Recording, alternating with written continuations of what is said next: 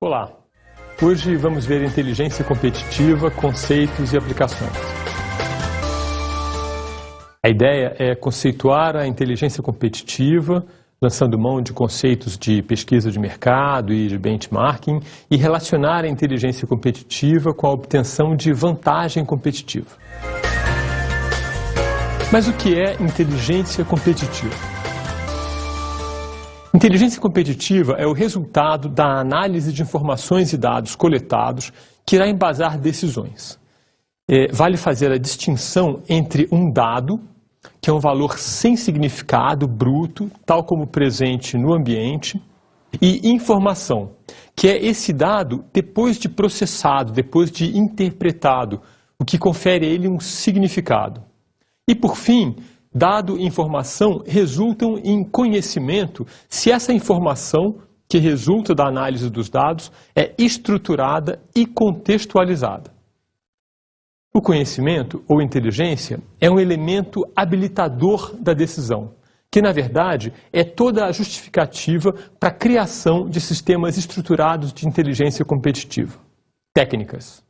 Para trabalhar a inteligência competitiva, nós lançamos mão de alguns dispositivos que, por sua vez, são merecedores de um contexto.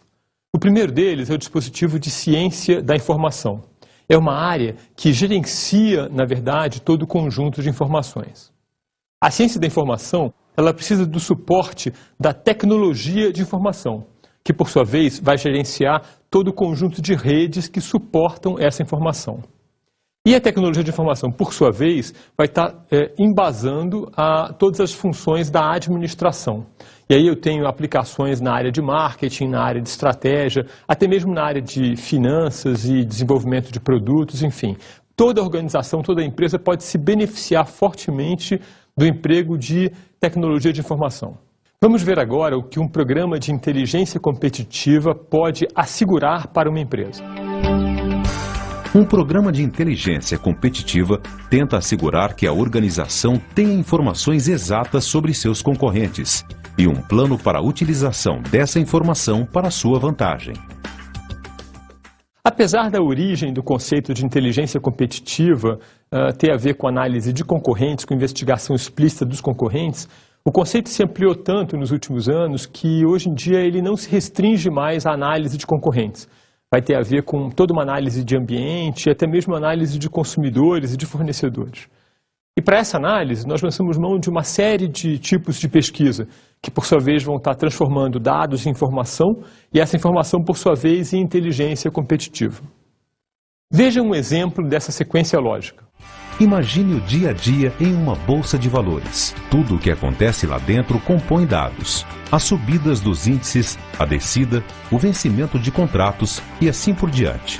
Um jornalista, por exemplo, reúne, ordena e contextualiza esses dados, transformando-os em informação e publicando-os em um jornal.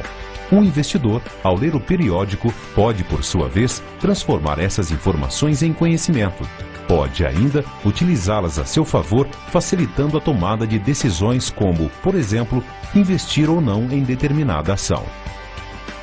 Esse exemplo da Bolsa de Valores é interessante porque ele ilustra como os dados, se transformando em informações, e habilitando a tomada de decisão, passam pelas mãos de várias pessoas ao longo do processo.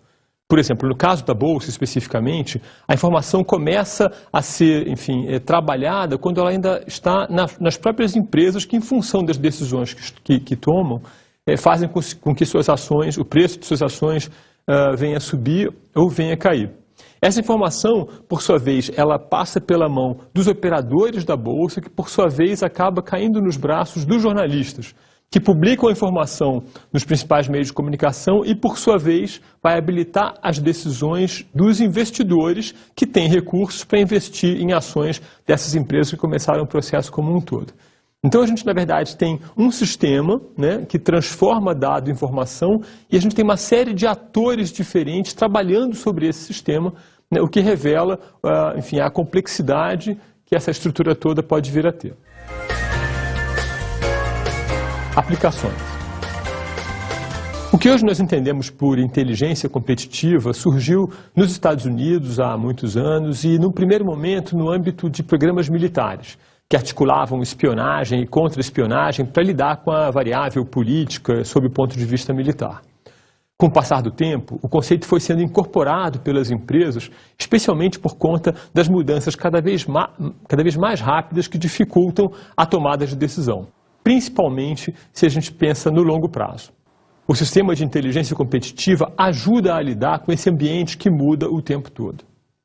Hoje em dia, mesmo no Brasil, os sistemas que apoiam a inteligência competitiva vêm sendo cada vez mais chamados de sistemas de BI, ou sistemas de BI, usando a pronúncia do inglês. Sendo que BI são as iniciais de Business Intelligence, inteligência de negócios, ou inteligência competitiva. Esses softwares oferecem uma estrutura que desenvolve uma série de funções. Primeiro, ela integra dados, ela gera relatórios para consulta e análise das informações decorrentes, oferece painéis de controle, de modo que nós possamos regular o que vai ser disposto nos relatórios e uma série de outras conveniências. Esses softwares de BI atendem a executivos de vários níveis, dos níveis estratégico, tático e operacional. E aí, evidentemente, o tipo de informação que chega a um determinado nível pode não chegar a outros níveis. Nem todos têm acesso a tudo que emerge de um sistema de BI.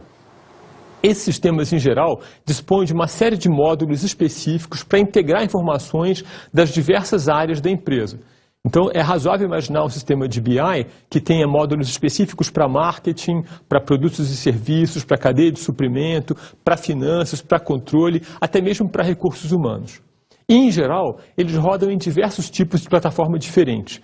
Tanto Windows, como Linux, como Unix, enfim, as alternativas são as mais diversas, porque os softwares de BI vão ser tão mais utilizados quanto mais flexibilidade eles puderem oferecer em termos da sua plataforma de utilização. Os sistemas de BI, por sua vez, eles devem ser integráveis a uma série de outros sistemas que cada vez mais nós encontramos nas empresas. Os sistemas de gestão, por exemplo, chamados ERPs, entre eles o SAP, o DataSul e tantos outros, precisam ter como ser plugados nos nossos sistemas de BI.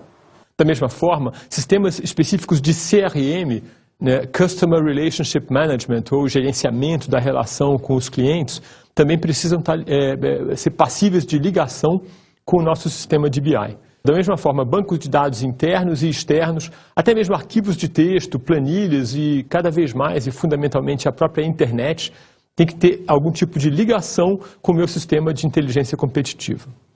E a ideia, em geral, é processar informações que podem estar vindo de outros sistemas e gerar relatórios de forma gráfica, fácil de visualizar, fácil de entender, principalmente aos tomadores de decisão, que frequentemente não têm tanto tempo assim, disponibilizada em diversos tipos de periféricos. Então, a informação pode sair numa impressora, numa tela de computador e cada vez mais numa tela de um BlackBerry ou de um smartphone, enfim, que está permanentemente sendo carregado pelos próprios executivos que apontam a tomada de decisão a partir do que sai nesses periféricos. Vamos ver agora uma aplicação de um exemplo de BlackBerry no Banco Itaú.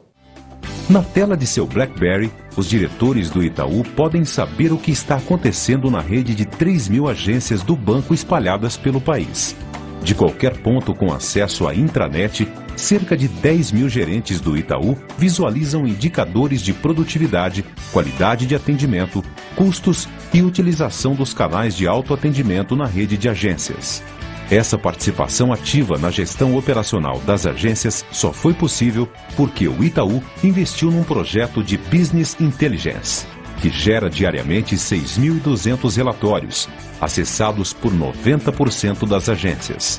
Com os dados sempre à mão, o Itaú consegue planejar, estabelecer um diagnóstico rápido de possíveis desvios, como o aumento das filas, e gerar uma visão única do negócio.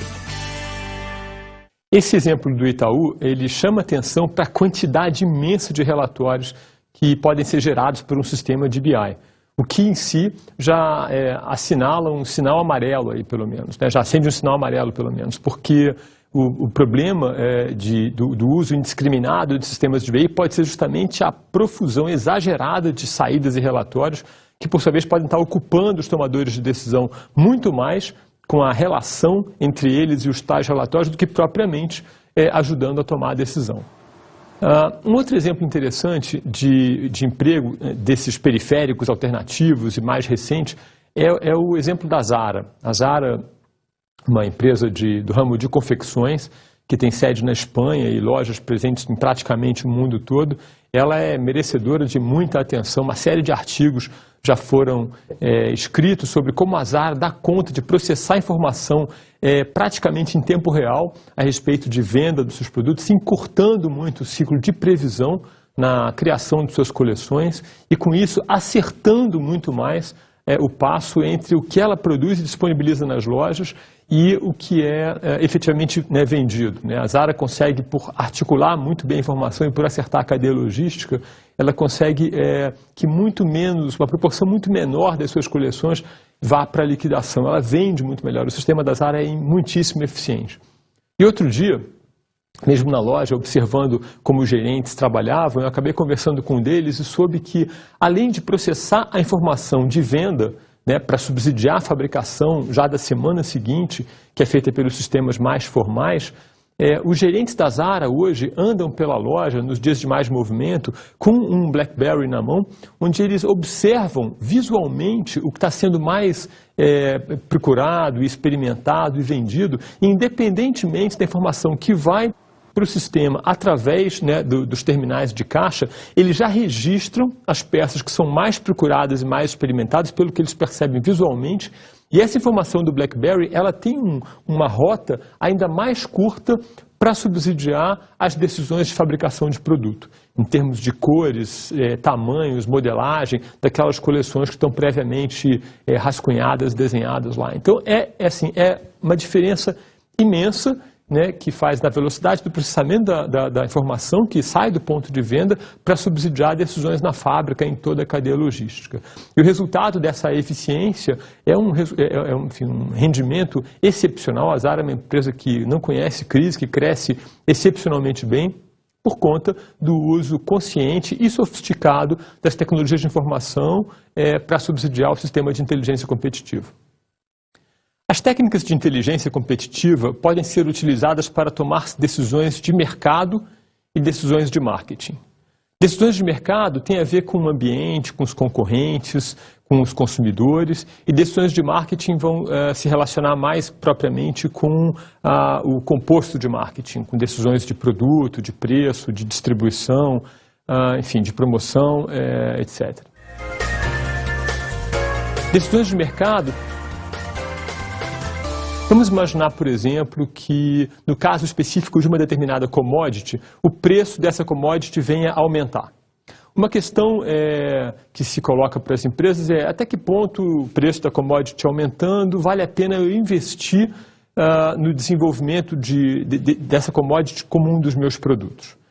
E aí é importante lembrar que um bom sistema de inteligência competitiva pode ajudar, por exemplo, essa empresa a decidir por aumentar ou não o seu investimento na produção dessa commodity. Porque, por exemplo, quando eu decido investir na produção de uma commodity, isso implica na criação de toda uma infraestrutura de produção, de transporte. Vou acionar aí toda uma frota de meios de transporte, de navios graneleiros nos portos, que envolve um investimento que eventualmente pode não ter o timing ajustado com o tempo de preço alto dessa própria commodity. Então, é uma decisão importante que envolve um grande volume de investimentos e que vai precisar de um subsídio de informação qualificadíssima para evitar que a empresa perca muito dinheiro por investir em alguma coisa que realmente não se sustente no longo prazo. Agora vamos ver o depoimento de um especialista que vai contar para a gente quais são os níveis de gerência que tipicamente mais fazem uso de dispositivos de inteligência competitiva. É claro que se você tiver que escolher um departamento que mais vai utilizar, você vai optar pelo planejamento estratégico e marketing, porque como eles estão sempre ligados às ações do mercado, eles precisam dessa informação para dar subsídio às suas estratégias, suas táticas, Então, realmente, esses são os departamentos que mais precisam de informação. Acontece que o sistema de informações de marketing, ou a tecnologia da informação, ela tem mudado com o passar do tempo, Antigamente a gente falava, olha, o departamento de marketing quer informação. Então, qual é o tipo de informação que vai ser necessário para eles tomarem importantes decisões? Então, o responsável por essa parte de coleta de informações fazia uma seleção e conduzia para os executivos para tomarem as decisões apropriadas. Mas hoje a situação mudou. As empresas estão mudando dessa formação funcional para uma formação muito mais de unidade de negócios. Elas estão mudando o foco, né? Então elas procuram trabalhar com uma coleção ou com um grupo de especialistas para desenvolver determinados projetos. Então entra o camarada de marketing, de produção, entra o de RH, de finanças, todo mundo dentro de um determinado projeto, né? Essa que é a nova estrutura, vamos dizer assim, a mais recomendada. Não quer dizer que todas as empresas estão fazendo isso. É importante, portanto, observar que o conjunto de informações, né, que são desenvolvidas por um sistema de inteligência competitiva tem uma importância estratégica tão grande que efetivamente elas não podem estar na mão de todo mundo. Existe aí todo um racional por trás da definição de quem pode ter acesso a quais informações. Decisões de marketing. As decisões de marketing têm a ver com a venda de produtos e serviços pela empresa como forma de atender necessidades do mercado a que a empresa serve. Vejamos agora qual é a relação entre as áreas de marketing e de inteligência competitiva.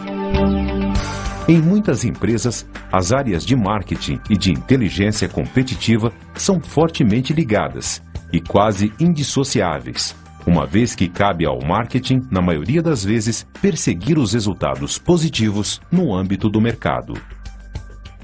A relação entre o marketing e a inteligência competitiva ela é tão forte que, em alguns casos, a gente tem já ouvido falar o termo inteligência de marketing, né? O que sinaliza para essa ligação entre as duas áreas. Bom, a inteligência competitiva ela auxilia na definição e na aplicação de uma política de produtos, por exemplo. E aí, quando a gente fala de política de produtos, a gente está se referindo a decisões sobre extensões de linhas, características e funcionalidades dos produtos, que, enfim, vão estar compondo a oferta que a empresa faz chegar até o mercado. Uma outra decisão importante de marketing que é tomada com base em inteligência competitiva é a determinação de uma política de preços, que é uma atividade que envolve muita complexidade e uma gama quase interminável de variáveis. Aí, a precificação deve, por exemplo, considerar a opinião dos clientes sobre o preço devido por aquele produto, o posicionamento da marca e da própria linha de produtos, as expectativas da demanda, o valor agregado que se traduz por um determinado nível de preço, os movimentos da concorrência que estão sempre no parâmetro de comparação daquela oferta e aos preços que eles cobram, a projeção de custos e investimentos, a expectativa de ganhos financeiros. Por outro lado, é fundamental definir uma política de distribuição e essa também é muito embasada em informações que vêm desse ambiente, que vêm desse mercado. Então, por exemplo, a distribuição tem que fazer o produto ou serviço chegar de maneira eficiente e satisfatória até o cliente final. De nada adianta um produto bárbaro a um preço fantástico, muito bem calculado, se ele não está disponível para o cliente final. E aí, nesse caso especificamente, a inteligência competitiva ajuda a definir, por exemplo, as melhores praças, né, os melhores locais para aquele produto chegar. Ele está sendo oferecido ao mercado. Ajuda a definir as alternativas de transporte, toda a rede logística, quais os meios de transporte, como é que eu vou armazenar esse produto ao longo do canal de marketing. Ajuda a definir também os pontos de venda mais qualificados para carregar aquele produto, entendendo que a imagem do produto é fortemente influenciada pela imagem do ponto de venda em que ele está disponível. Ajuda a avaliar, por exemplo, a proximidade física dos concorrentes. Isso também é uma decisão de distribuição.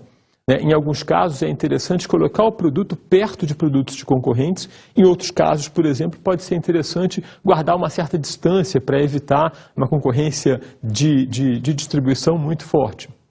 E a própria abordagem dos clientes no ponto de venda é alguma coisa que pode emergir de informações vindas do sistema de inteligência competitiva.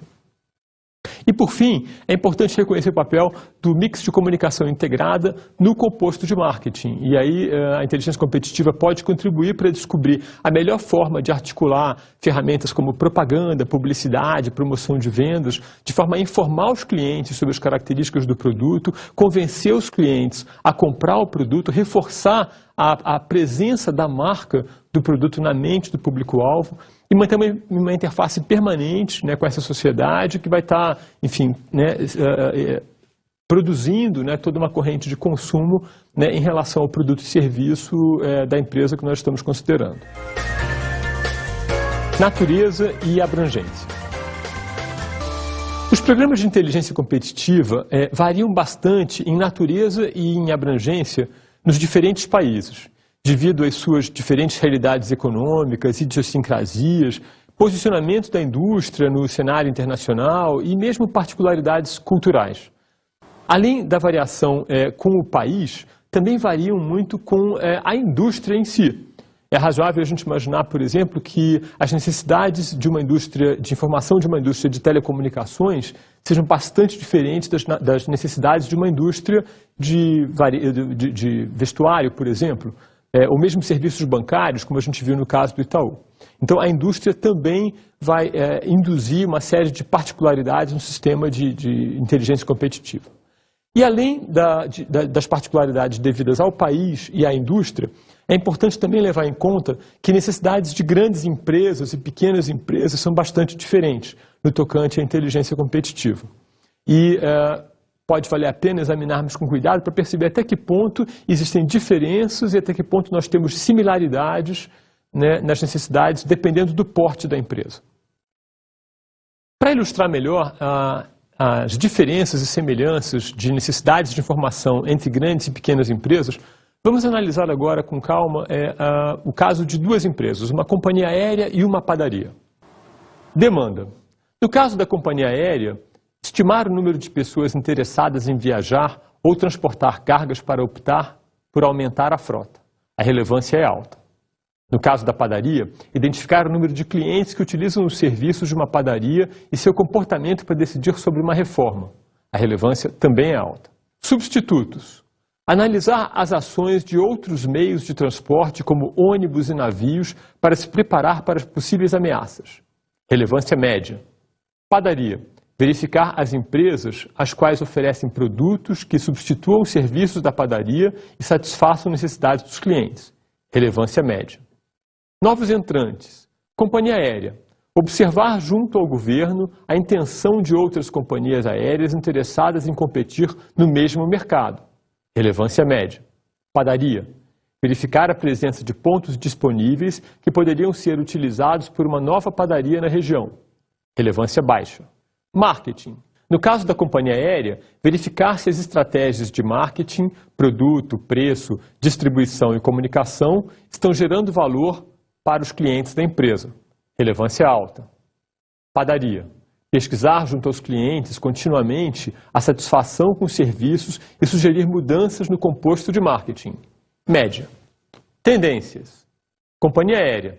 Identificar no mundo quais as principais mudanças na sociedade que podem oferecer ameaças ou oportunidades para o negócio. Relevância alta. Na padaria. Identificar as mudanças ocorridas no bairro, como a construção de prédios, para sugerir mudanças no posicionamento e infraestrutura. Relevância baixa. Por esse exemplo, que compara a companhia aérea com a padaria, fica claro que ambas as estruturas, ambas as organizações, empresas, precisam de informação do ambiente externo. Mas o impacto dessas informações sobre o nível de investimento, né, em mudança organizacional num negócio e no outro é bastante diferente.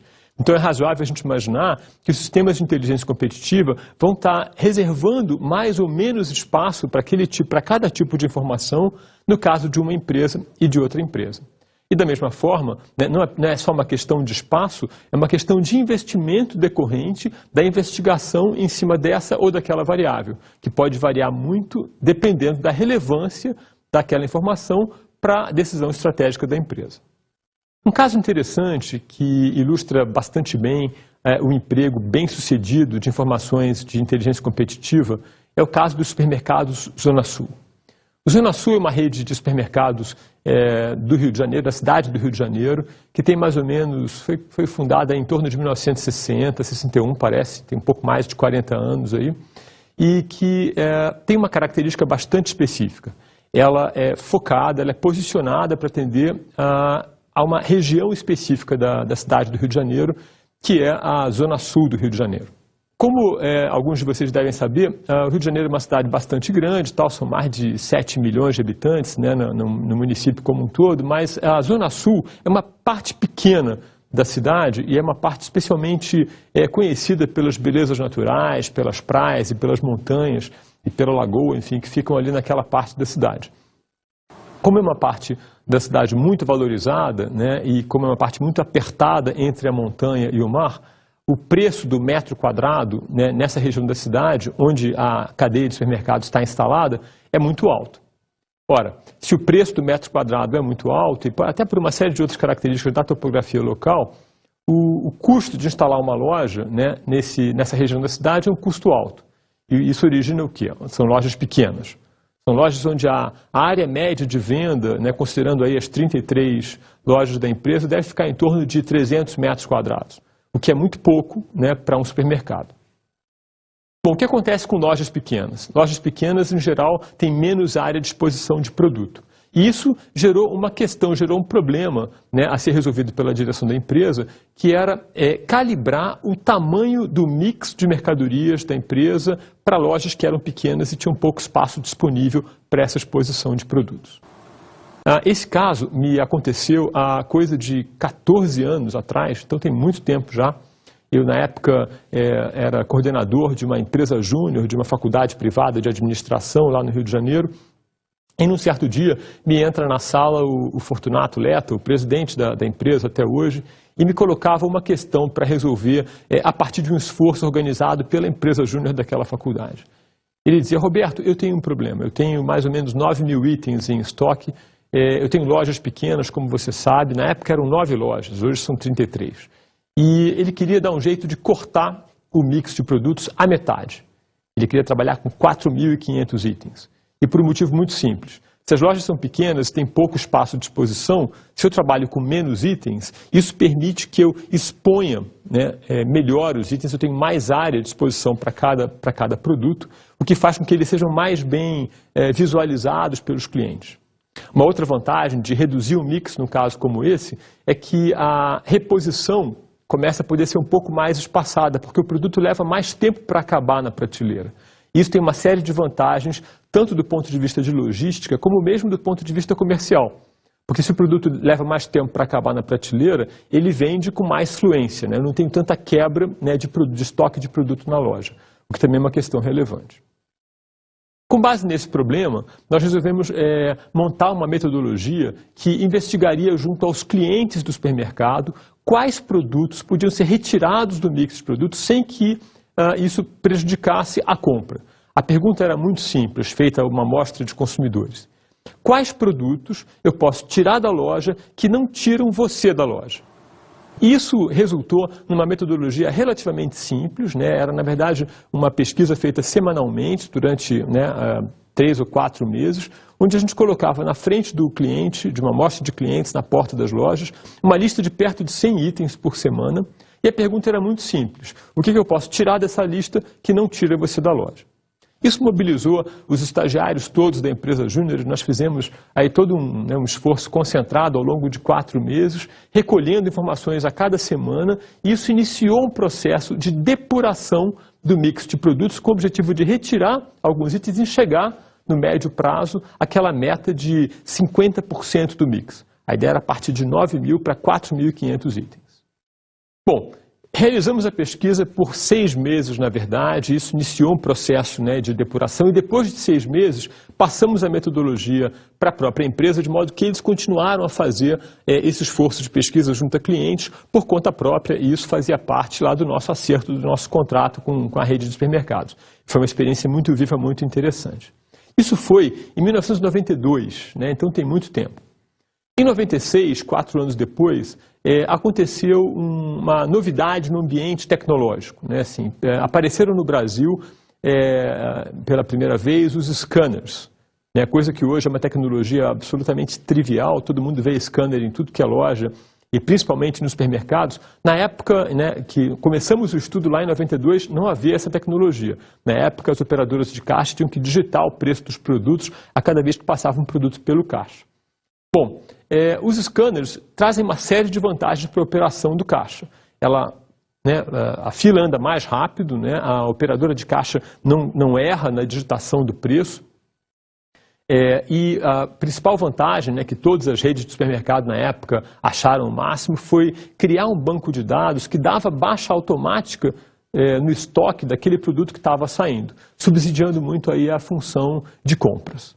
E até esse ponto todos foram, né, assim, todos os concorrentes da indústria se equiparam com os scanners para ler os códigos de barras das mercadorias, coisa que já vinha, né, há algum tempo, né, sendo impresso nas embalagens, mas que não servia para nada até a introdução do scanner, e todo mundo ficou muito feliz.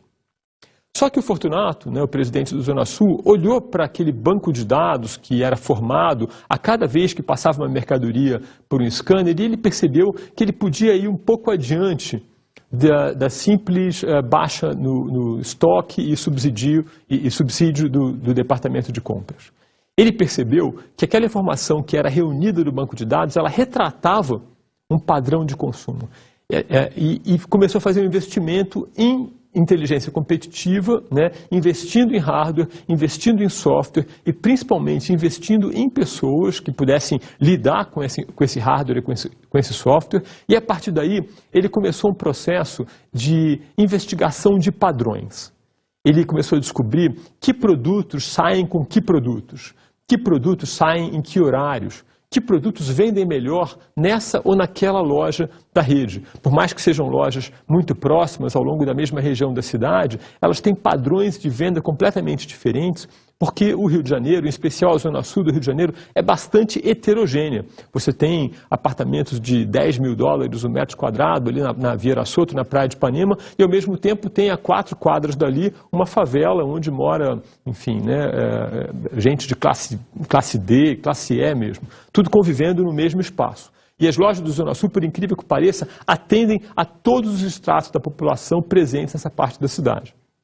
Então as diferenças eram significativas comparando uma loja para outra. E esse processo, né, de investigação da massa de dados, que a gente chama de data mining, ou mineração de dados, né, foi empreendido, né, pela rede de supermercados e, ao cabo de mais 3 anos, em 99, né, iniciando o processo em 92, com as pesquisas lá na porta da loja, em 99 eles chegaram aos 4.500 itens, que era o alvo e o objetivo de toda essa prática. O mais curioso é que nessa época, quando eles comemoraram, né, a redução do mix à metade, né, coisa que vinham perseguindo já há alguns anos, nessa época entrou na empresa o Jaime Xavier, que é o atual diretor de marketing da companhia, que é um sujeito brilhante, que veio da Nestlé com uma cultura de pesquisa de mercado muito forte e tal, e reforçou a prática de pesquisa de avaliação de percepção de qualidade, que é uma coisa bastante comum, que você vê em tudo que é supermercado e hotel hoje em dia. E essa pesquisa perguntava, na porta da loja também, né, a partir de 98, 99, entre outras coisas, né, o que você mais gosta no Zona Sul. Perguntava-se isso aos clientes para que eles marcassem dentre uma série de alternativas. E, por incrível que pareça, mesmo depois de reduzir o mix à metade, a resposta mais comum a essa pergunta, o que você mais gosta no Zona Sul, o que eu mais gosto no Zona Sul é que no Zona Sul tem tudo. E é curioso, porque o Zona Sul não tem tudo. Aliás, o Zona Sul, nessa época, tinha metade das opções que tinha 7 anos antes. E ainda assim, aparentava para o consumidor que tinha tudo. Por quê? Porque, na verdade, esse recorte do mix de produtos foi um recorte cirúrgico, foi um recorte muito preciso e completamente embasado em informações que emergiam do mercado e que foram devidamente processadas por um sistema com o objetivo de tomar a decisão de cortar alguns itens do mix e manter outros tantos. E isso sem comentar todas as vantagens logísticas e financeiras do setor de compras e mesmo de imagem da loja que decorreram de uma loja com menos produtos, né? O mais interessante é que esse resultado ele aparece em termos qualitativos, né? E fundamentalmente ele aparece em termos quantitativos. Porque a gente está falando de uma empresa que, apesar de nem ser tão grande assim, há uma série de outras cadeias que são maiores que o Zona Sul, em termos de quantidade de lojas, em termos de faturamento anual mesmo, mas o Zona Sul ele não tem rivais quando a gente enfoca especificamente a questão da rentabilidade.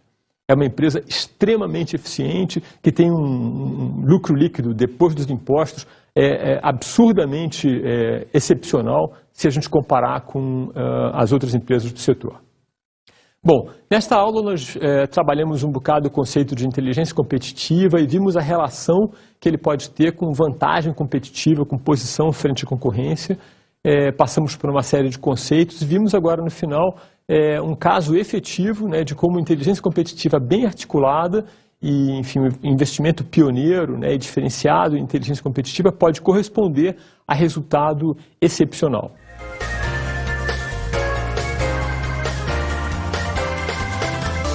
Como dica de estudo, eu queria sugerir que vocês acessassem o site da Associação Brasileira de Inteligência Competitiva, que é repleto de artigos interessantes, tal, tem sempre material novo, bem interessante, que pode dar uma ideia atualizada e contundente de como a inteligência competitiva pode fazer bem pela operação das empresas.